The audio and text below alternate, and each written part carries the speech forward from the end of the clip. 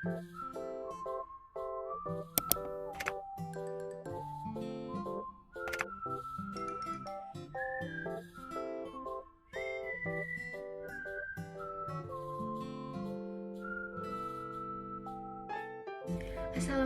warahmatullahi wabarakatuh. Perkenalkan, nama saya Ardelia Zahra Ratna Pambudi dengan NIM E00190057 dari kelas Hukum Dagang G. Pada kesempatan kali ini, saya akan mempresentasikan mengenai pengertian dan jenis-jenis bank. Terdapat 3 jenis bank yang akan saya jelaskan di sini, yaitu yang pertama bank umum, yang kedua bank perkreditan rakyat atau BPR, dan yang ketiga bank sentral. Yang pertama ada bank umum. Menurut Undang-Undang Nomor 10 Tahun 1998 tentang Perbankan, Pasal 1 Ayat 3, yang dimaksud dengan bank umum adalah bank yang melaksanakan kegiatan usaha secara konvensional dan atau berdasarkan prinsip syariah yang dalam kegiatannya memberikan jasa dalam lalu lintas pembayaran. Fungsi bank umum. Yang pertama ada agent of trust atau agen kepercayaan. Agen terpercaya di sini adalah bank umum harus menjadi sebuah badan usaha perbankan yang bisa dipercaya oleh semua rakyat Indonesia. Inilah mengapa sebuah bank umum harus memiliki tata peraturan yang jelas dan transparan. Yang kedua ada agent of equity. Kebanyakan orang Indonesia pasti memilih bank untuk meminjam sejumlah uang guna meningkatkan badan usaha mereka. Disinilah fungsi bank dibutuhkan selaku agen ekuitas atau agen pemodalan, sehingga seluruh rakyat Indonesia bisa meminjam modal di bank dengan bunga peminjaman yang sudah disetujui sebelumnya. Yang ketiga ada agent of development. Setiap bank umum yang ada di Indonesia haruslah memiliki visi dan misi yang jelas dalam pembangunan Indonesia. Selain itu, bank umum juga harus dilengkapi dengan beberapa fasilitas bank guna mendukung pembangunan di Indonesia melalui seluruh masyarakat negara Indonesia. Yang keempat ada agent of service. Selain melakukan penghimpunan dan penyaluran dana, bank juga memberikan penawaran jasa perbankan lain kepada masyarakat. Jasa yang ditawarkan oleh bank umum ini erat kaitannya dengan kegiatan perekonomian masyarakat secara umum. Jasa ini antara lain dapat berupa jasa penitipan uang, penitipan barang-barang berharga, pemberian jaminan bank, dan penyelesaian tagihan. Kemudian jenis bank yang kedua ada bank perkreditan rakyat atau BPR. Menurut Undang-Undang Nomor 10 Tahun 1998 tentang Perbankan, Pasal 1 Ayat 4, yang dimaksud dengan bank perkreditan rakyat adalah bank yang melaksanakan kegiatan usaha secara konvensional atau berdasarkan prinsip syariah yang dalam kegiatannya tidak memberikan jasa dalam lalu lintas pembayaran. Adapun fungsi utama BPR yaitu sebagai institusi keuangan mikro penyalur dana masyarakat terutama usaha retail dan kredit kecil.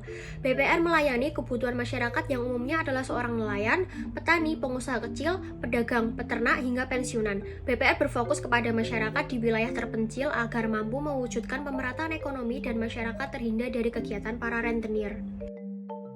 Jenis bank yang terakhir ialah bank sentral. Menurut Undang-Undang Nomor 23 Tahun 1999 Pasal 4 Ayat 2, Bank Indonesia adalah lembaga negara yang independen, bebas dari campur tangan pemerintah dan atau pihak-pihak lainnya, kecuali untuk hal-hal yang secara tegas diatur dalam undang-undang ini. Menurut Undang-Undang Nomor 6 Tahun 2009 Pasal 7, tujuan Bank Indonesia adalah mencapai dan memelihara kestabilan nilai rupiah. Kestabilan nilai rupiah dapat dilihat dari dua aspek, yaitu kestabilan nilai rupiah terhadap barang dan jasa, serta kestabilan nilai rupiah terhadap mata uang negara lain atau kurs. Fungsi bank sentral yang pertama, menetapkan dan melaksanakan kebijakan moneter. Sebagai otoritas moneter, Bank Indonesia menetapkan dan melaksanakan kebijakan moneter untuk mencapai dan memelihara kestabilan nilai rupiah. Yang kedua ada operasi pasar terbuka, yaitu cara mengendalikan uang yang beredar dengan menjual atau membeli surat berharga pemerintah. Yang ketiga ada penetapan cadangan wajib minimum. Kebijakan ini mewajibkan setiap bank mencadangkan sejumlah aktiva lancar yang besarnya adalah persentase tertentu dari kewajiban segeranya. Bank Indonesia juga berfungsi sebagai lender of the last resort. Dalam melaksanakan fungsi ini, Bank Indonesia dapat memberikan kredit atau pembiayaan berdasarkan prinsip syariah kepada bank yang mengalami kesulitan likuiditas yang disebabkan oleh terjadinya mismatch dalam pengelolaan dana. Yang kelima, ada kebijakan nilai tukar. Bank Indonesia melakukan transaksi beli jual valuta asing terhadap mata uang domestik untuk mempengaruhi nilai tukar mata uang domestik atau cadangan devisa suatu negara. Yang keenam, ada pengelolaan cadang devisa. Dalam mengelola cadangan devisa yang optimal, Bank Indonesia menerapkan sistem diversifikasi, baik berdasarkan jenis valuta asing maupun berdasarkan jenis investasi surat berharga. Yang ketujuh ada kredit program. Tugas pemberian kredit program ini sebenarnya dilakukan oleh BUMN yang ditunjuk pemerintah. Namun pengalihan tugas ini dimaksudkan agar Bank Indonesia dapat lebih memfokuskan perhatian pada pencapaian sasaran-sasaran moneter serta agar dapat tercipta pembagian tugas yang baik antara pemerintah dan Bank Indonesia. Selanjutnya, izinkan saya Abraham Abioso dengan NIM E0019003 memberikan penjelasan tentang tugas daripada Bank Umum, Bank Sentral, dan juga BPR. Yang pertama, tugas daripada Bank Umum menurut Undang-Undang adalah: pertama, menghimpun dana dari nasabah dalam bentuk simpanan. Kedua, memberikan pinjaman atau kredit. Ketiga, menerbitkan surat pengakuan hutang. Yang keempat, memindahkan uang atau transfer. Yang kelima, menempatkan dananya pada bank lain dengan menggunakan cek atau sarana komunikasi lainnya. Selanjutnya, menerima pembayaran atas sebuah tagihan atau surat berharga dengan melakukan perhitungan dengan pihak ketiga. Selanjutnya, menyediakan tempat untuk surat berharga atau barang berharga. Yang terakhir, melakukan kegiatan lain yang tidak bertentangan dengan undang-undang atau peraturan yang berlaku. Selanjutnya, tugas daripada BPR. Yang pertama, menghimpun dana dari masyarakat. Lalu yang kedua, memberikan kredit.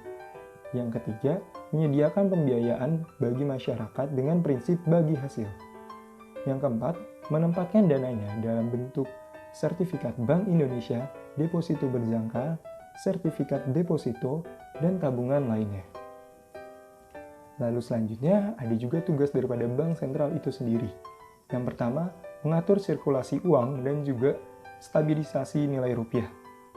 Lalu selanjutnya, mendorong kelancaran produksi dan pembangunan serta memperluas lapangan pekerjaan demi meningkatkan taraf hidup masyarakat. Selanjutnya saya juga akan menjelaskan tentang larangan daripada Bank Umum, Bank Sentral, dan juga BPR. Pertama, larangan untuk Bank Umum. Pertama, melakukan penyertaan modal. Yang kedua, melakukan kegiatan atau usaha keasuransian. Lalu yang ketiga, melakukan usaha lain selain yang ditetapkan daripada undang-undang. Lalu selanjutnya, BPR atau Bank Perkreditan Rakyat. Larangan daripada Bank Perkreditan Rakyat itu sendiri, yang pertama, melaksanakan usaha asuransi. Yang kedua, melaksanakan penyertaan modal. Yang ketiga, melakukan aktivitas dalam bentuk valuta asing. Lalu yang keempat, melakukan simpanan dalam bentuk euro. Selanjutnya adalah larangan untuk Bank Sentral. Yang pertama, memberikan kredit kepada masyarakat. Yang kedua, membeli surat hutang negara. Yang ketiga, menolak pemakaian uang rupiah. Itu tadi tentang larangan dan tugas daripada Bank Umum, Bank Sentral, dan juga BPR. Selamat siang, perkenalkan nama saya Abdul Syed Naufal Fatullah, NIM E0019001 di kelas Hukum Dagang K. Pada kali ini saya akan mempresentasikan mengenai Otoritas Jasa Keuangan, perbedaan dan tugas-tugasnya. Baiklah, langsung saja. Sesuai amanat Undang-Undang Nomor 21 Tahun 2011 tentang Otoritas Jasa Keuangan atau kita singkat OJK, terhitung sejak 31 Desember tahun 2013, pengaturan mengenai pengaturan bank dilakukan oleh Otoritas Jasa Keuangan. Dengan demikian, Bank Indonesia sudah tidak lagi melakukan pengaturan dan pengawasan, akan tetapi Bank Indonesia akan fokus pada pengendalian inflasi dan stabilitas moneter. Lalu bagaimana dengan OJK? Berdasarkan Undang-Undang Nomor 21 Tahun 2011 tersebut, disebutkan bahwa saja OJK memiliki 3 dimensi utama, yaitu mewujudkan terselenggaranya seluruh kegiatan di dalam sektor jasa keuangan secara teratur, adil, transparan, dan akuntabel. Yang kedua, mewujudkan sistem keuangan yang tumbuh secara berkelanjutan dan stabil. Yang ketiga, melindungi kepentingan konsumen dan masyarakat. Dengan tugas utama, OJK yaitu melakukan pengaturan dan pengawasan terhadap yang pertama adalah kegiatan jasa keuangan di sektor perbankan, yang kedua kegiatan jasa keuangan di sektor pasar modal, yang ketiga kegiatan jasa keuangan di sektor perasuransian, dana pensiun, lembaga pembiayaan, dan lembaga jasa keuangan lainnya. Lantas yang selanjutnya adalah kita berbicara mengenai perbedaan BI dan OJK. Sehingga dari paparan di atas dapat kita simpulkan bahwasanya benang merah perbedaan BI dan OJK tersebut sebagaimana berikut yang akan saya jelaskan kembali. BI, Bank Indonesia, berfokus pada menjaga kestabilan rupiah, sedangkan OJK berfokus pada pengaturan dan pengawasan industri jasa keuangan di Indonesia. BI mengatur perbankan secara makro melalui berbagai peraturan BI, surat edaran, undang-undang yang berdampak langsung maupun tidak langsung untuk menjaga kestabilitas moneter.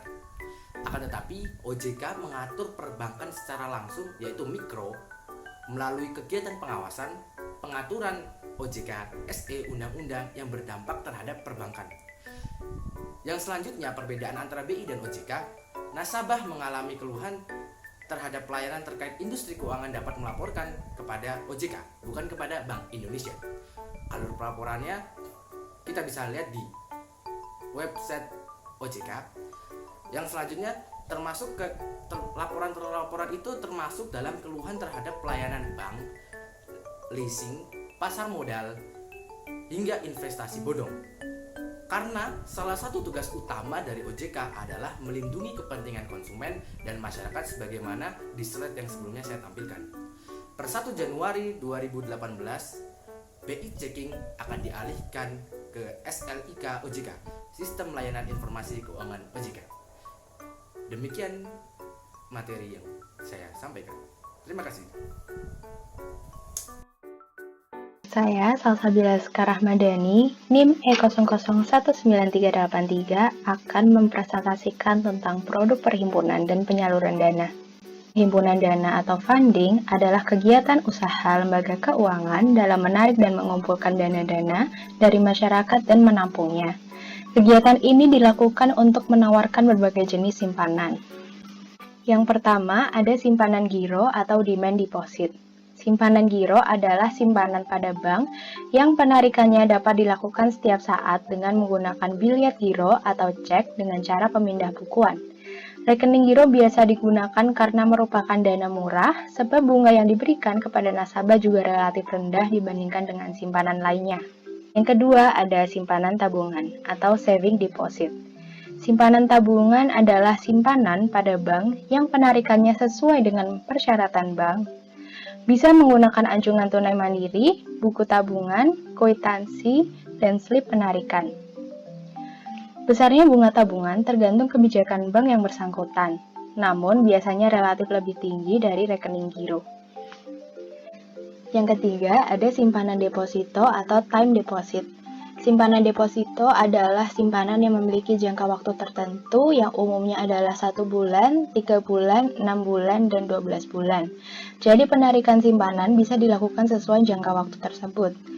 Jenis deposito pun beragam, contohnya yang pertama ada deposito berjangka, yaitu dana yang telah didepositkan tersebut tidak dapat ditarik oleh perusahaan yang menyetorkan dalam rentang waktu tertentu. Yang kedua ada deposito tabungan, yaitu dana yang didepositkan dapat ditarik sewaktu-waktu. Dan yang terakhir ada rekening terbuka yang terdiri dari deposit on call dan deposit automatic rollover. Nah, apa itu deposit on call? Deposit on call adalah jenis deposit yang disetorkan kepada pihak bank dan akan terus tersimpan selama nasabah masih membutuhkannya. Jika deposit berjangka yang lain menetapkan waktu tertentu sampai nasabah bisa menarik dana simpanannya, pada deposit on call nasabah dapat menarik simpanan sesuai dengan kebutuhan. Yang kedua ada deposit automatic rollover, yaitu jenis deposit yang mempunyai perbedaan signifikan dari persoalan bunga yang ditetapkan. Jika deposito telah jatuh tempo dan nasabah belum menguangkan depositnya, maka dana yang tersimpan di dalam bank akan secara otomatis berbunga. Selanjutnya, tentang produk penyaluran dana atau lending. Kegiatan ini adalah menjual dana yang telah dihimpun dari masyarakat.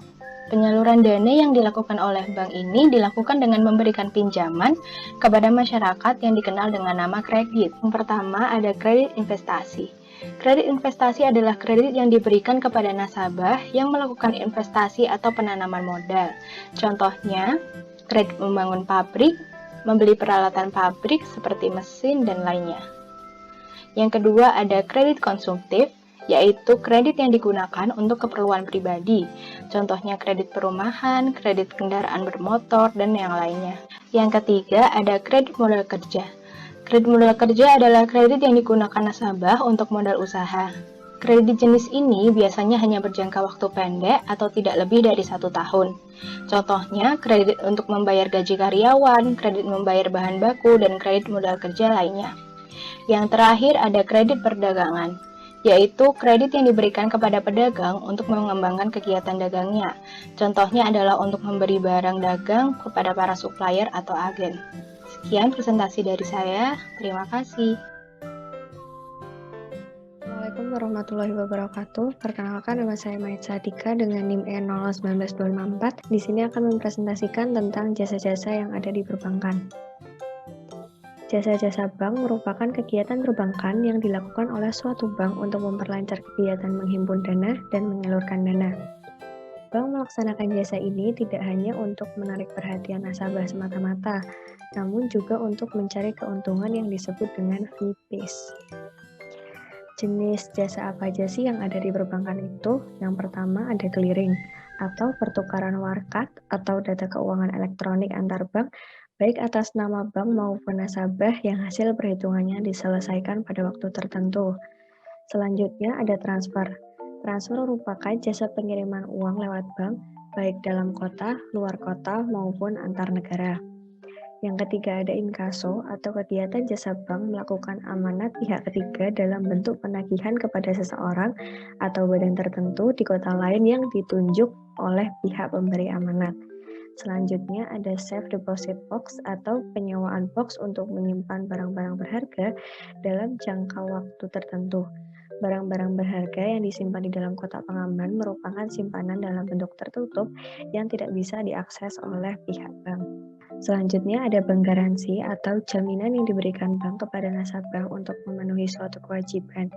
Apabila pada kemudian hari pihak terjamin ternyata tidak memenuhi kewajiban kepada pihak lain sesuai dengan perjanjian.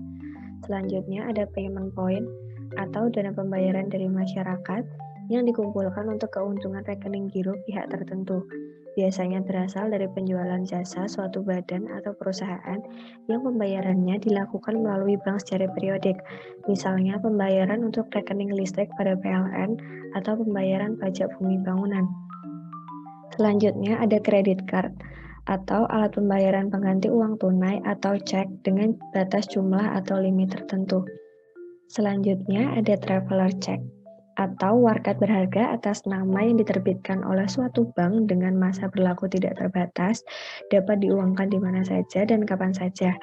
Traveler check dalam valuta asing dapat digunakan di seluruh dunia dalam lalu lintas pembayaran. Selanjutnya ada surat berharga atau surat berharga pasar uang SBPU, yaitu surat berharga yang dapat diperjualbelikan secara diskonto oleh Bank Indonesia atau lembaga keuangan yang ditunjuk oleh Bank Indonesia. Selanjutnya ada ATM yang disediakan pihak bank untuk memberikan kemudahan kepada nasabah penabung pada saat mereka ingin melakukan penarikan secara tunai. Selanjutnya ada banknotes. Banknotes adalah jasa pernukaran valuta asing dan dalam bentuk jual belinya banknotes mengacu pada kurs atau nilai tukar rupiah dengan mata uang asing. Selanjutnya ada bank draft atau wesel yang dikeluarkan oleh bank kepada para nasabahnya. Wesel ini dapat diperjualbelikan oleh nasabah saat membutuhkan uang tunai. Selanjutnya ada letter of credit. Letter of credit adalah surat kredit yang diberikan bank kepada importir dan eksportir yang digunakan untuk melakukan pembayaran atas transaksi ekspor dan impor yang mereka lakukan. Sekian dari saya, kurang lebihnya mohon maaf. Wassalamualaikum warahmatullahi wabarakatuh.